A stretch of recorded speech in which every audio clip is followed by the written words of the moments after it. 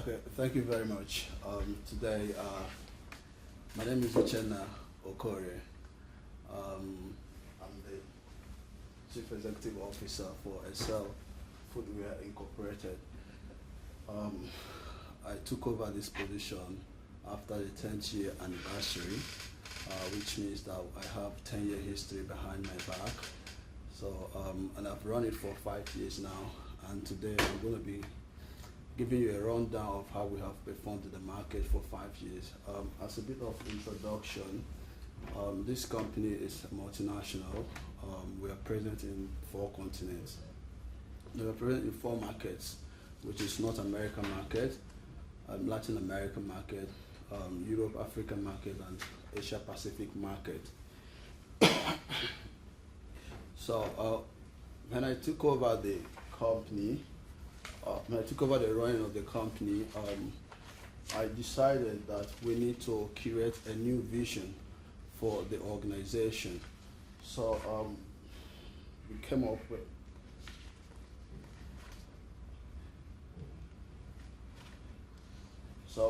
with a corporate vision. So our corporate vision actually is to attain and remain the world's most authentic brand that supports excellence in sports and lifestyle. Also, we charted a new mission statement, which is to inspire and innovate, innovation and excellence in sports and lifestyle. Of course, through the manufacture of quality and comfortable footwear with cutting-edge designs. With our mission statement, our target is not only people that is actively in sports, but because of the trend in the world today, because of inactive lifestyle, a lot of people are coming down with a lot of cardiovascular diseases. Because of that, people have been pushed to active lifestyle. In fact, as a matter of fact, this trend has also expanded our markets to every individual out there, because every individual who is not participating in active lifestyle is actually susceptible to cardiovascular diseases. So because of that, we're also targeting every individual out there to support them to achieve excellence, not only in sports, but in lifestyle. So we have a tripod corporate goals. So our corporate goals is standing on the tripod stand. Number 1 is to create a world-class footwear business where customer satisfaction, as well as staff well-being and environmental sustainability is a top priority. And secondly, we want to maintain an annual gross operating and net profit margins of not less than 30%, 15%, and 9% respectively.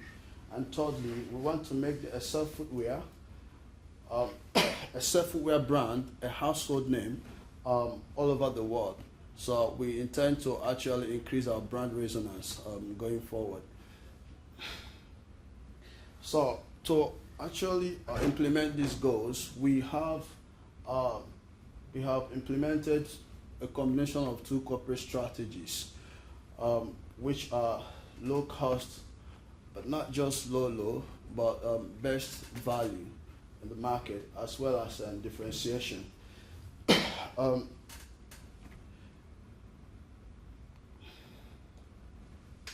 our low cost value strategy was implemented in the past 5 years. We implemented this strategy in the Asia Pacific and Europe Africa market. The reason behind that is because of the global economy. We felt that people in Africa, the GDPs in Africa are not as strong as it is in the North America. And a key component of the GDP is consumer consumption, which is also characterized by consumer income. So the income in these areas are not as strong as it is in other parts of the world. So because of that, we pursued a low cost but best value strategy. Now, our strategy here is not really low, but we give quality as well as low price. Now, if the average price in the market is say $49 for a quality of 4.5 star rating, we give them $49 for a quality of 4.9 or 5-star rating. So which means that if you compare both of them, you see that you're getting higher quality at the same price, which means that it is best value to patronize us. So we implemented this strategy in Asia Pacific and Europe and African market. Secondly, we also implemented the key factors that helped us to actually achieve this strategy in this market is that we looked at the cost of production. We tried to reduce the cost of production so that we can actually give them low cost in the market. So the way we reduce the cost of production is that when we started, when we took over the running of the office of the company, we did not, the plant where we manufactured products that are offered, that we gave this strategy is in the Asia Pacific plant. We actually have 2 plants in the world, which is Asia Pacific and North America. But we closed down North America temporarily. I will come to that. But in the Asia Pacific, where we produce products that we gave, we implemented a local strategy. Some of the factors that helped us was that rather than buying new facilities in the plant, we refurbished old facilities, which reduced the cost of starting it. And also, the combination of our materials, we use a lot more of standard materials as opposed to superior materials. So the percentage of standard materials produced here is higher than superior materials, which of course the cost of superior materials is higher than standard materials. So that helped us to actually reduce the production cost. Also, we implemented a production improvement option B, which actually reduces the setup cost by 50%. So a combination of these 3 factors helped us to be able to produce high quality and sell at a low price in the market. In the North America market, we implemented differentiation strategy. Of course, the reason why we implemented the differentiation strategy in this market is because of the economy of the country, high GDP, high consumer income, and expected high consumer expenditure.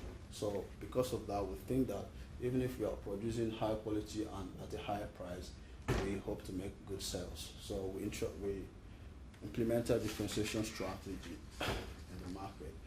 But again, another reason why we implemented this strategy in Latin America, because you might be asking, is the GDP in Latin America strong? It's not as strong as compared to Southern. The GDP in Latin America is not as strong as you would think it is in North America.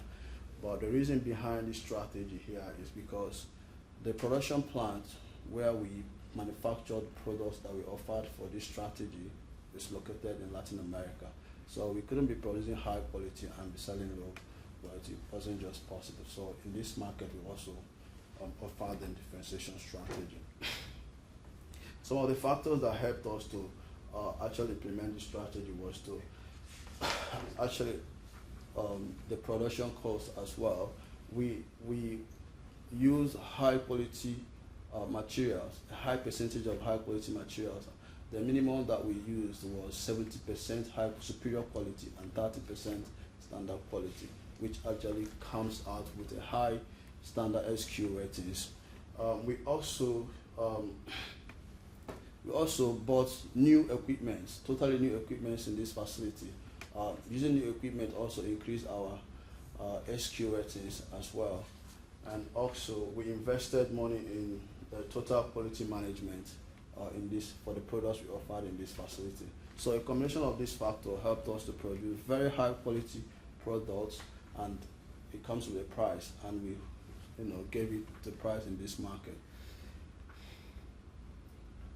So our production facilities, when I resumed office, we had 2 production facilities located in North America and Asia Pacific plants.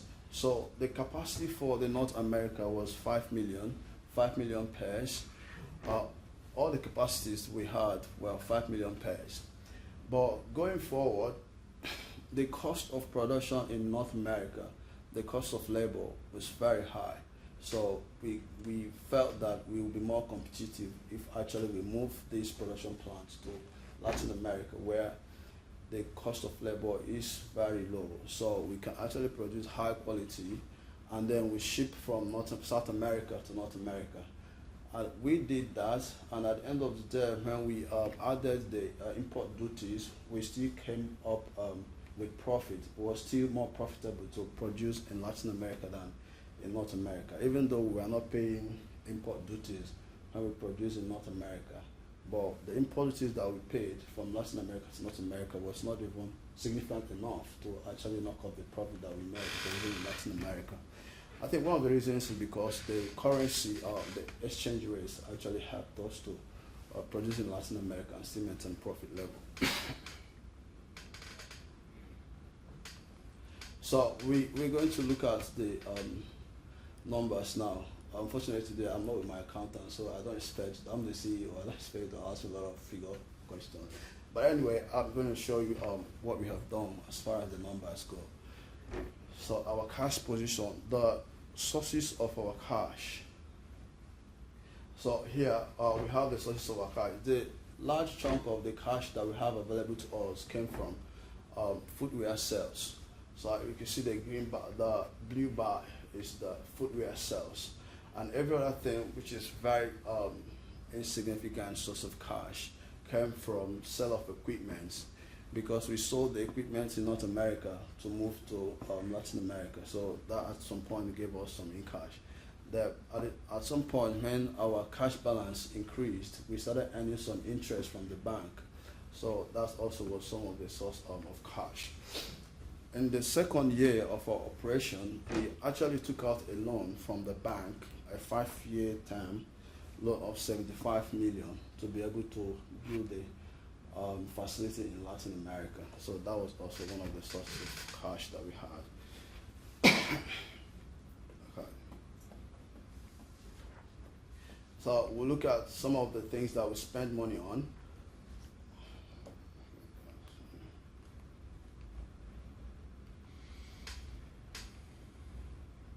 Our cash outflow. So the majority of the cash that we spent was actually in marketing and warehousing expenses, as well as admin expenses and interest expenses, and of course income tax. So our warehousing expenses kept increasing because our production capacity also increased, and the length of time that we warehouse our materials also increased over the years.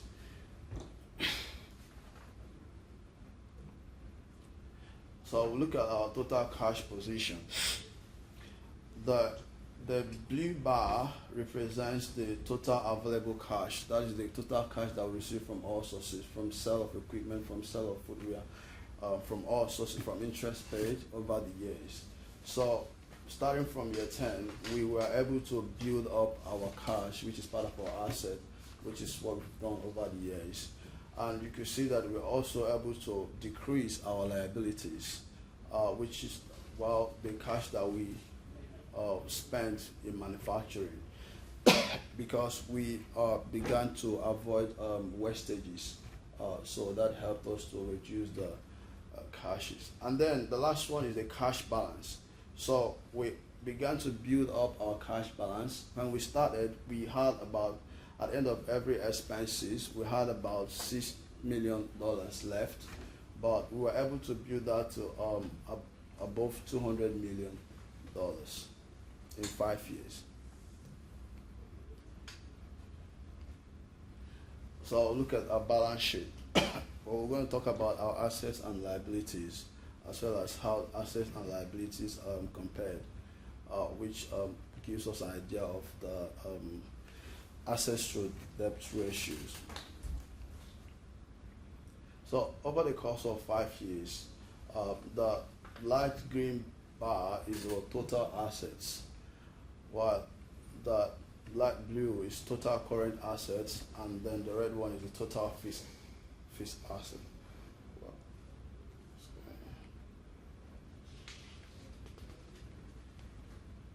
Sorry, I don't know what's going on.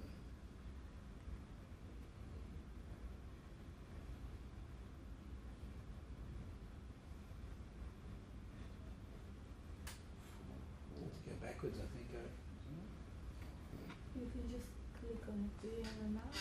Which one do you want to go to? I think I can do that from here. Is it this one? Yeah, balance sheet. Yeah. And Okay. Yeah. this So one? that keep going.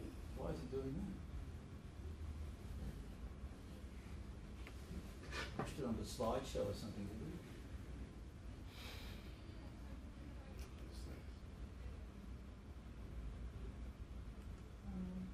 That's odd. Yeah. Okay. If you click on assets on. That's it. That's where we were. Okay. Yeah. Looks like it's okay now. Yeah. So the light green bar is our total assets. The red bars is the total fixed asset, and the light blue bar is the total current asset. So from the bars here, you could see that we, over the course of 5 years, we've been able to build our assets from what we started with. On the 10th year, when we resumed, our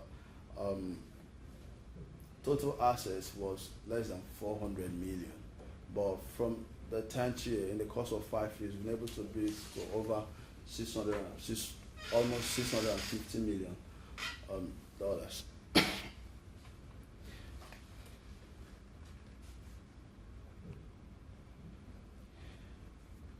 You could also see here that our liabilities were also decreasing. The total liabilities is represented by the light green bars, while the outstanding long-term liabilities is represented by the red, and the total current liabilities is represented by the light blue. So when you just oppose our liabilities and our assets, you actually see that. So this is our current liabilities. Of course, it's liabilities that can be offset within a year, and our current assets. The red line represents our total current assets, and the blue line represents our total current liabilities. From this trend, you can see that our liabilities kept decreasing over the course of 5 years, while our current assets kept improving.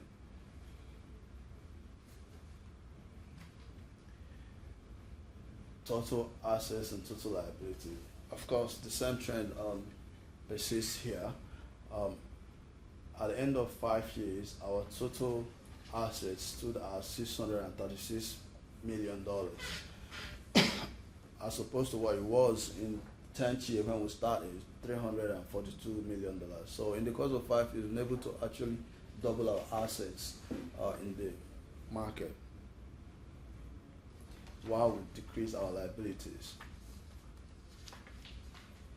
Now we'll have to a deeper look in the performance indices.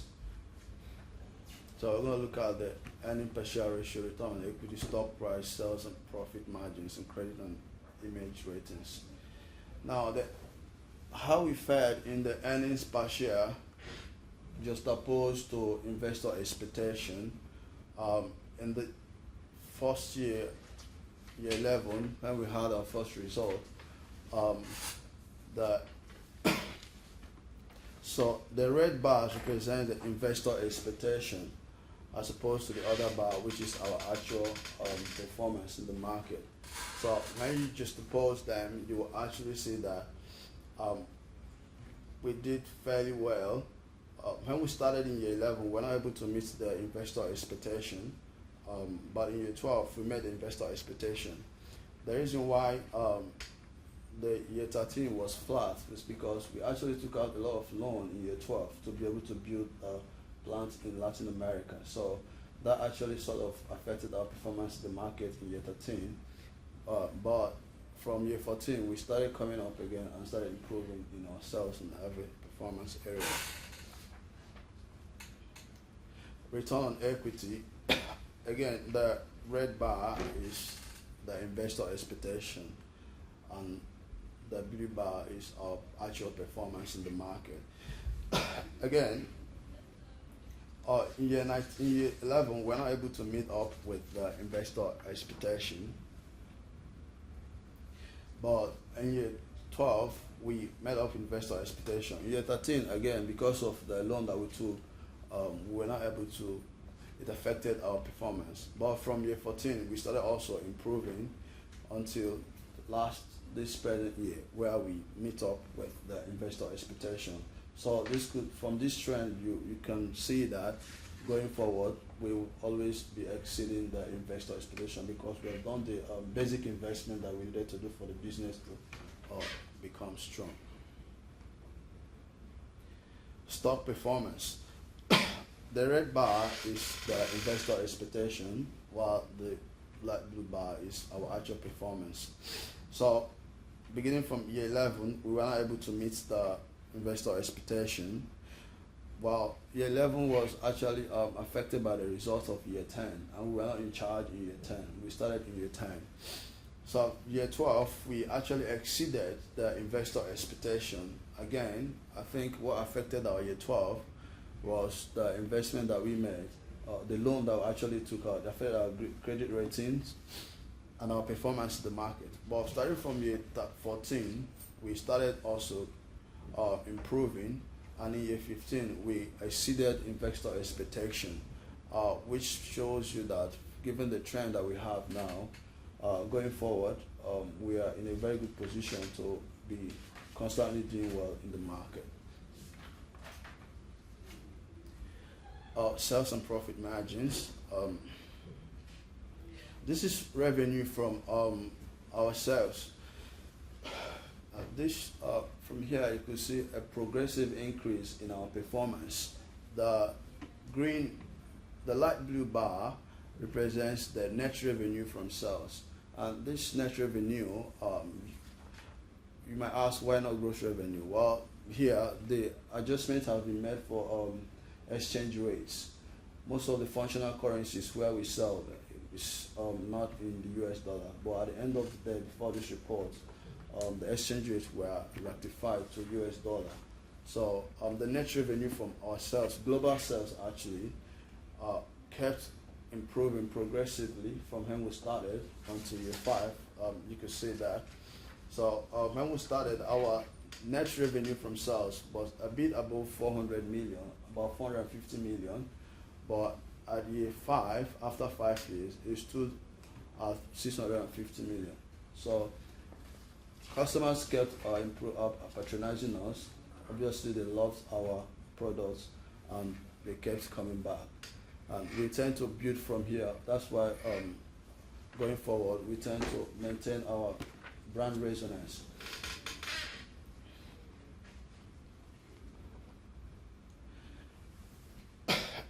As far as profit margin goes, we have also done well. You will expect that we'll do well given our sales trend. So the profit margins kept improving. The gross profit margin, the operating profit margin, and net profit margin over the years was on a constant increase. There was never a time when it went below. I think the strategies that we implemented encouraged customers to buy us.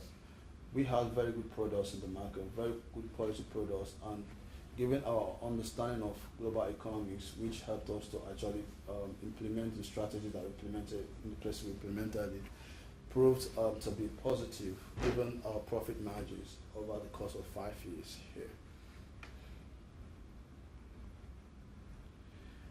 Our credit rating, B plus, year 11, B plus, year 12, 13. Then year 14, we improved to A, and year 15 improved to B. Now, year 12, 13, and 14, all these years, we took out a loan in year 12. So that obviously affected our credit rating, and we continued improving and paying back, and our credit rating comes back. For image rating, because we didn't have a lot of leverage as far as cash balance was concerned, we didn't think it was wise to actually invest in celebrity endorsement or a lot of CSR. But because we are at a point now where we have a reasonable amount of cash in our hands, going forward, we're going to be looking at corporate social responsibilities and celebrity endorsement and all other factors. So our future plans actually is to continue the progressive trend that we have come to be known with, as well as to invest in environmental sustainability activities, because now we have the money to do that. We didn't have the money before now. So, but going forward, we're going to be doing that, and actually that will increase our image rating as well as increase our sales. I reckon that one of the ways that environmental sustainability factors improves sales rating is when customers, because these millennials these days are very much aware of what's happening in the environment.